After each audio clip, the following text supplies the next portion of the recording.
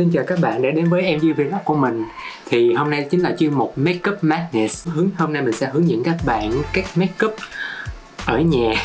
Cái makeup này sẽ rất là hơi khó ứng dụng khi chúng ta đi ngoài đường hay đi chơi, cũng sẽ rất là đẹp khi các bạn luẩn quẩn trong nhà, khi đi từ phòng ngủ ra phòng khách hay phòng khách vô phòng bếp. Tình hình này thì mọi người hãy giữ gìn sức khỏe của mình thật là tốt nhé, và hãy ở nhà hay làm những gì mình thích thôi.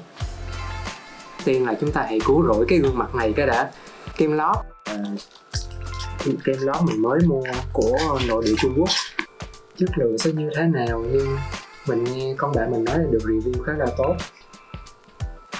Thật ra hôm nay da mình đang trong điều kiện tương đối là tốt. Có xuất hiện một vài vết thâm mụn thì do mụn mình có từ 3-4 ngày trước, nhưng mà cũng may là bây giờ nó cũng đã đỡ rồi, bây giờ chỉ còn những vết thâm thôi. Vậy cho nên bước kem lót trong makeup rất là quan trọng.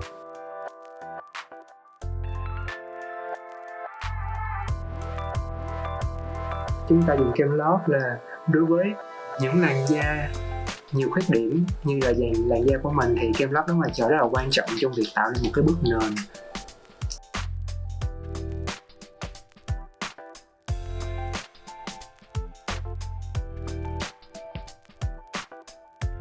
Kem nền. Đến thực tế store Fenty Beauty tại Sephora thì mình đã được test và mã màu của mình là màu 235, là một trong 10 cái mã màu mới trong 50 màu của dòng kem nền Fenty Beauty. Và Pro Filter Hydrating Foundation này chính là dòng mới và dành cho những bạn da trung bình đến da khô. Nhưng mình thì là da hỗn hợp dầu. Review thì lại thấy được nhiều beauty blogger review là cái hydrating này nó tốt hơn cái loại matte này và sẽ tạo ra cái độ che phủ tương đối là tốt. Thì hôm nay chúng ta cùng thử nhé. Và để tán kem nền thì mình sẽ dùng một miếng mousse silicone này đây.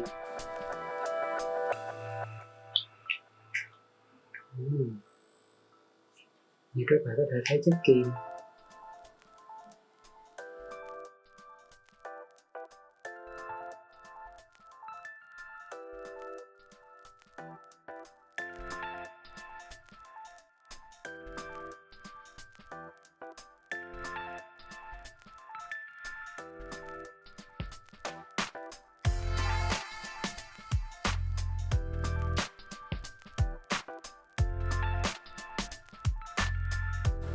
Nhìn hiện tại lúc này đây thì mình thấy nó có vẻ hơi nó hơi cam so với cái da thật của mình. Nhưng mà yên tâm, với dòng Fenty Beauty thì nó sẽ có quá trình gọi là quá trình oxy hóa. Thì lúc này sau một khoảng thời gian thì cái màu kem nền nó sẽ tiệp với cái màu da chính xác của bạn.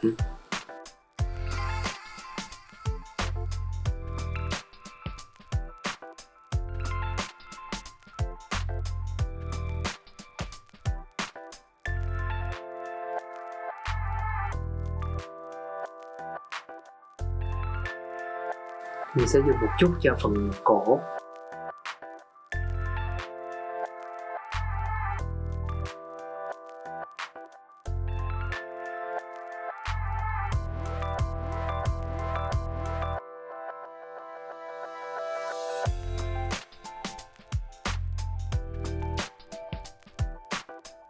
Tiếp theo, concealer hay còn gọi là kem che khuyết điểm. Thì đối với dòng này mình sẽ dùng kem che khuyết điểm của Maybelline Fit Me. Thì che khuyết điểm này mình sẽ dùng cho phần dưới mắt, hai bên khóe mũi cũng như là phần cạo râu ở đây. Có những khuyết điểm do sẹo mụn ở hai bên má.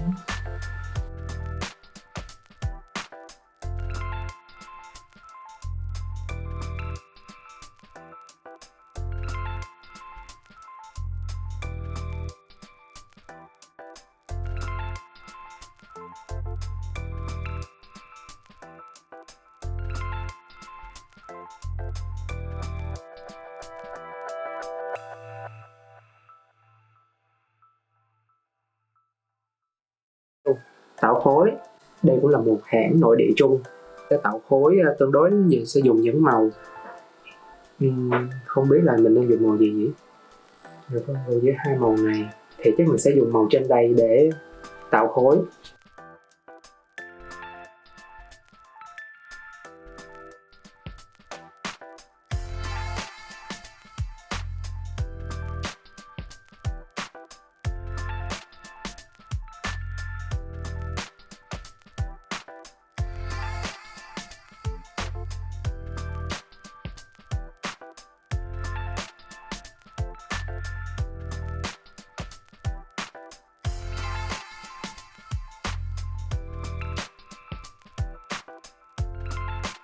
Tạo cần tua, tạo khối vẫn là một vấn đề nan giải với mình.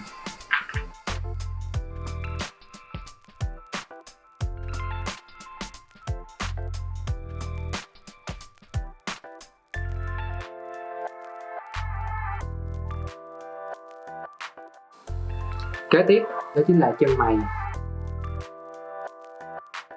Mừng ba mẹ, cảm ơn trời Phật đã sinh ra cho mình với một hàng chân mày khá là đầy đủ, chỉ bị nhạt 2 phần đuôi thôi. Thì khi mình dùng chân mày thì mình cũng chỉ đi 2 phần đuôi để cho nó tạo lên cái độ fill, rồi là nó sẽ điền đủ vào phần còn thiếu cho nhìn nó cân bằng chút.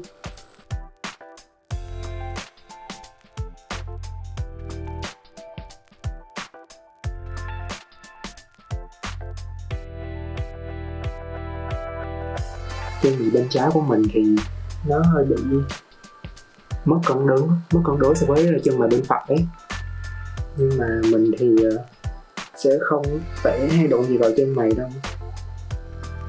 Ba mẹ sinh sao thì xài vậy thôi.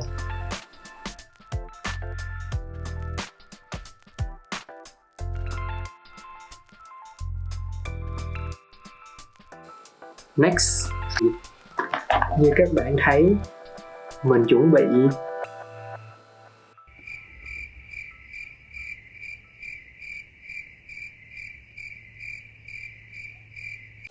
mình sẽ lên mạng và xem thử là các màu chính cơ bản ở đây đòi hỏi màu mè như thế này thì mình sẽ dùng bảng màu của Beauty Glaze Color Fusion.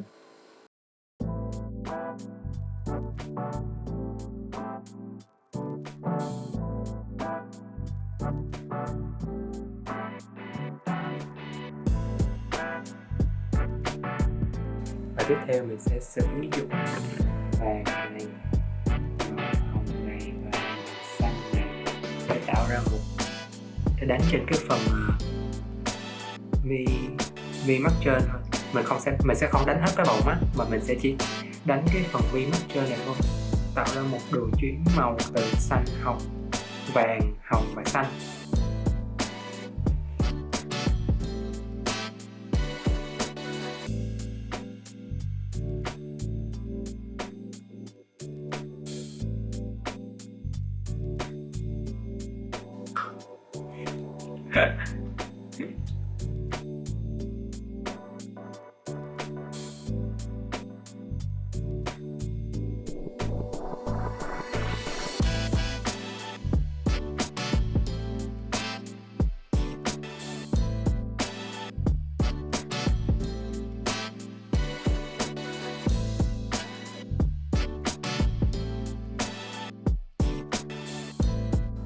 Mình sẽ hơi hất nhẹ đầu cậu rồi uốn kéo con mắt lên cao một chút.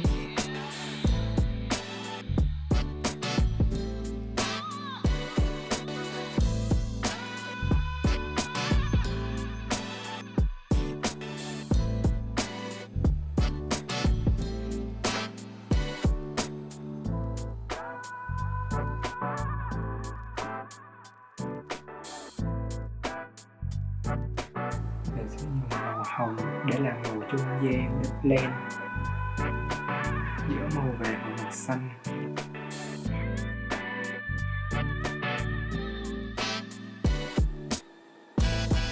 ta sẽ blend ra cho các màu nó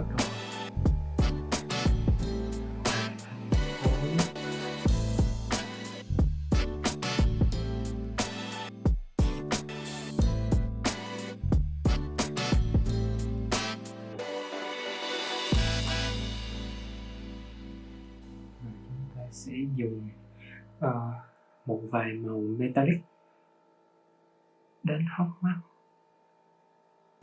Vậy đánh ngay này gọi là gì ta, đánh ngay đầu của mắt để lại điểm nhấn cũng như là bừng tỉnh con mắt các bạn lên.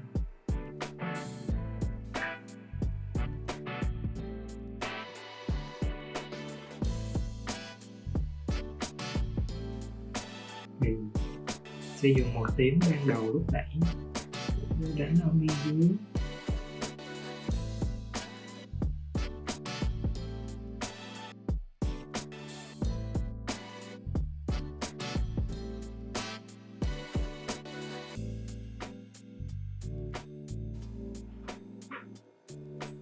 Xí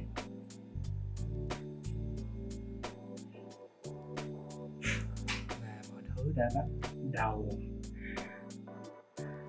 khó kiểm soát được thì mình sẽ dùng chút ấn phủ lên phần chữ T.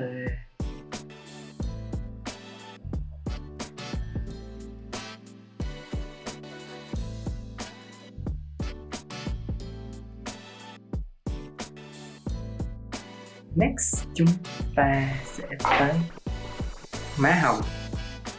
Mình sẽ dùng bảng mắt này mix giữa màu xanh khô này với màu hồng ở đây để làm má hồng.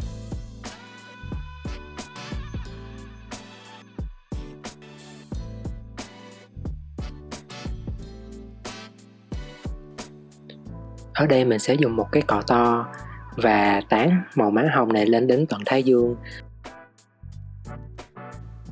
để cho màu má hồng nó sẽ kết nối với phần phấn mắt, tạo ra một khối thống nhất.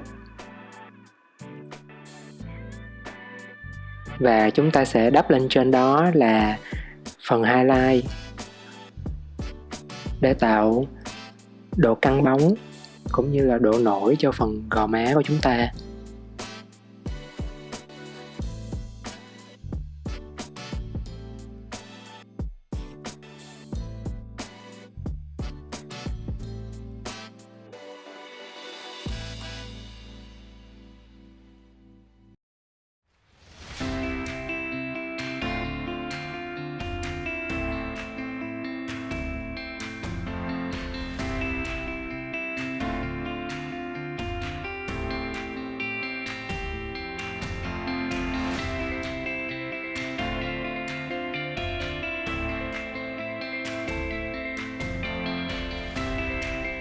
Ở đây mình dùng phấn che khuyết điểm, định hình lại phần đuôi mắt cũng như là che bớt đi những phần màu mắt bị không đều.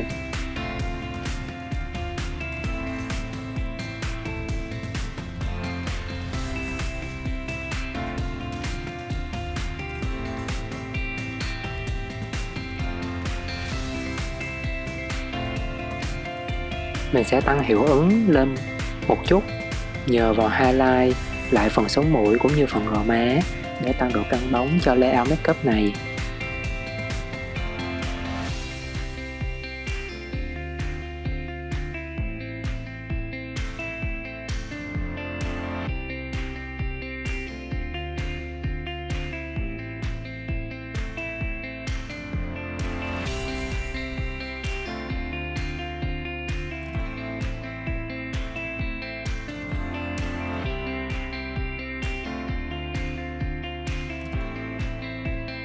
Về son mình sẽ dùng cây son của Estée Lauder.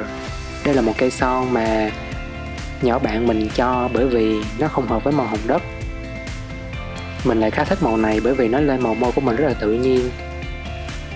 Vì chúng ta đã thực hiện rất là nhiều ở phần nửa trên của gương mặt cho nên phần môi chúng ta sẽ đi đơn giản thôi.